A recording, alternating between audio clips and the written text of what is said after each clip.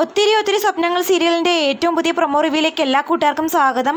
അങ്ങനെ വസുന്ധര മനഃപൂർവ്വം ശിവനന്ദ തൻ്റെ വീഡിയോ ടെലികാസ്റ്റ് ചെയ്യാഞ്ഞെന്ന് തെറ്റിദ്ധരിച്ചിരുന്നപ്പോൾ പറഞ്ഞെങ്ങനെയെങ്കിലും കോംപ്രമൈസ് ചെയ്യുന്നുണ്ട്. ആ നരാധിപന്മാരായ പുരുഷന്മാർ മേഡത്തിൻ്റെ വീഡിയോ ടെലികാസ്റ്റ് ചെയ്യാൻ അനുവദിച്ചില്ല എന്നൊക്കെ പറയുമ്പം വസുന്ധരയമ്മ ആ വർത്തമാനത്തിൽ അങ്ങ് വീഴുന്നുണ്ട്. അങ്ങനെ 4 പേർക്കും അവിടെ അഭയം കൊടുക്കുന്നു. നിലവിളക്കും കത്തിച്ച് ആരതി ഒഴിഞ്ഞ് തന്നെയാണ് അവരെ അകത്തേക്ക് പ്രവേശിപ്പിക്കുന്നത്. നിങ്ങളുടെ വീട്ടിലെ പുരുഷന്മാരുൾപ്പെടെ ആരും ഈ കോമ്പൗണ്ടിനകത്ത് കയറാൻ പാടില്ലെന്നുള്ളൊരു കണ്ടീഷനും വെക്കുന്നുണ്ട്. അങ്ങനെ വസുന്ധരയമ്മയുടെ മകനെ നിങ്ങൾ 4 പേരിൽ ഒരാളെയും കൊണ്ട് വിവാഹം കഴിപ്പിക്കാൻ എനിക്ക് സമ്മതമാണെന്നുള്ള രൂപത്തിനൊക്കെ വസുന്ധരയമ്മയും പറയുന്നുണ്ട്.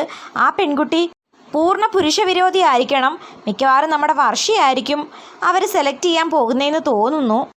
ശർമ്മളയെന്ന് വിളിക്കുമ്പോൾ ശർമ്മള പറയുന്നുണ്ട്, അവന് മനസ്സിൽ ഇഷ്ടപ്പെട്ട പെൺകുട്ടിയാ അവൻ വിവാഹം കഴിക്കണ്ടേ. അപ്പം അതെല്ലാം മറിഞ്ഞു നിന്ന് നമ്മുടെ ഹരിത കേൾക്കുന്നുണ്ട്.